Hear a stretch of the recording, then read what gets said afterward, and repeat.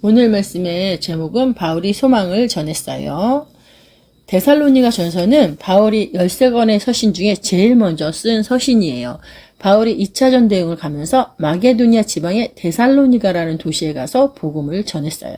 그런데 이 데살로니가 사람들은 우상 숭배를 많이 하는 사람들이었어요. 그리고 도시도 그랬고요. 그래서 로마의 황제를 숭배하는 사람들도 있었어요. 그래서 바울은 이 도시에 예수님이 십자가에 죽으시고 부활하신 것을 전하게 되자 많은 사람들이 예수님을 믿게 되었어요. 그런데 바울이 전하는 복음을 싫어하는 사람들도 있었어요. 어떤 사람들이었냐면 바로 유대인들이에요. 유대인들은 할례를 받아야 구원을 받는다고 믿었고 바울은 예수님을 믿으면 누구나 구원을 받는다고 전했어요. 그래서 이 유대인들이 바울이 복음을 전할 때마다 쫓아다니면서 방해를 했어요. 이 말씀은 사도행전 17장 1절에서 10절의 말씀에 나와 있는데 잠시 말씀을 나누면 데살로니가에 도착한 바울은 다른 도시와 마찬가지로 회당에 들어가서 복음을 3주 동안 전했어요. 그런데 많은 사람들이 하나님을 경외하며 믿게 되었고 또 많은 귀부인들도 믿게 되었어요. 그런데 유대인들이 시기하여 불량배들과 함께 폭동을 일으키고 바울과 실라를 잡으려고 하였지만 바울은 밤에 급히 데살로니가를 떠나 베레아로 가게 되었어요. 베레아는 바로 밑에 동네를 이야기하는 거예요. 그리고 베레아에서도 회당에 들어가서 복음을 전했어요. 그런데 베레아까지 쫓아와서 유대인들이 방해를 또 했어요. 그래서 실레와 디모데를 그곳에 남겨두고 아테네로 가게 되었어요. 이후에 고린도에 도착하여 바울은 고린도에서도 1년 6개월을 복음을 전했어요. 그런데 고린도에 있을 때 데살로니가에 남겨둔 디모데가 바울에게 와서 데살로니가의 소식을 전해주게 되었어요. 사실 유대인들의 방해로 데살로니가에서 3주밖에 복음을 전하지 못했기 때문에 아쉬워했었거든요. 그래서 디모데를 남겨두고 왔는데 이 디모데가 와서 좋은 소식을 전해주게 된 거예요. 어떤 소식이었냐 하면 데살로니가 성도들이 고난을 지금 당하고 있지만 포기하지 않고 믿음을 굳건하게 잘 믿고 있다는 소식을 듣게 된 거예요. 그래서 바울은 이들에게 편지를 써서 위로하고 격려해주고 싶었던 거예요. 그래서 쓴 편지가 오늘 말씀 읽은 데살로니가 전서예요. 바울이 어떤 편지의 내용을 썼냐 하면 예수님은 언젠가 다시 오십니다. 그러니 소망을 가지십시오. 예수님이 다시 오실 때 핍박으로 죽은 사람들은 예수님과 함께 다시 살아서 오게 됩니다. 그리고 예수님이 다시 오실 때 천사장의 소리와 하나님의 나팔 소리가 울리는 가운데 큰 소리로 호령하며 오실 것입니다.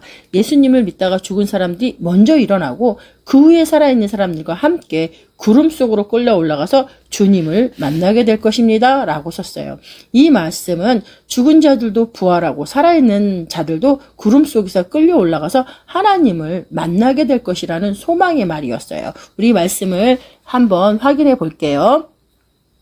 데살로니가전서 4장 15절서부터 17절까지의 말씀이에요. 4장 15절서부터 17절까지 함께 읽겠습니다. 우리가 주의 말씀으로 너에게 이것을 말하노니 주의 강림하실 때까지 우리가 살아남아 있는 자도 자는 자보다 결단코 앞서지 못하리라. 주께서 호령과 천사장의 소리와 하나님의 나팔로 친히 하늘로 쫓아 강림하시리니 그리스도 안에서 죽은 자들이 먼저 일어나고 그 후에 살아남은 자도 저희와 함께 구름 속으로 끌려 올려 공중에서 주를 영접하게 하시리니 그리하여 우리가 항상 주와 함께 있으리라. 이렇게 썼어요. 그리고 예수님이 다시 오시는 시간과 때는 말할 수 없다고 썼어요. 왜냐하면 예수님도 마지막 때는 하나님 아버지만 아신다고 말씀하셨고 주님이 오실 때는 도적같이 임하신다고 말씀하셨는데 바울도 똑같이 이야기를 했어요. 우리 말씀을 한번 확인해 봅시다. 데살로니가 전서 5장 1절서부터 2절이요. 5장 1절서부터 2절이요. 형제들아 때와 시기와 가나서는 너희에게 쓸 것이 없음은 주의 날이 밤에 도적같이 이를 줄 너희 자신이 자세히 알미라. 이렇게 썼어요. 이렇게 예수님이 말씀하신 것처럼 바울도 똑같이 그 시와 때는 알 수 없지만 도적같이 올 수 있으니까 너희가 자세히 안다고 이야기를 했어요. 그리고 많은 사람들이 안전하다 평안하다 말할 때 갑자기 재난이 닥칠 것이라고 했어요. 이 말씀은 예수님도 그대로 말씀하신 것을 바울은 그대로 말한 것입니다. 우리 말씀을 확인해 보겠습니다. 데살로니가 전서 5장 3절에서 4절, 5장 3절에서 4절.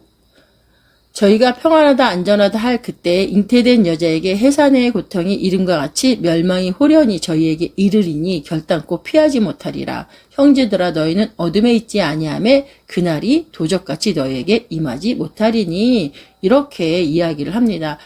그리고 바울은 잠자지 말고 깨어있으라고 했어요. 정신을 똑바로 차리고 믿음과 사랑의 갑옷을 입고 구원의 투구를 쓰고 소망으로 다시 오실 예수님을 기다리라고 편지에 썼어요.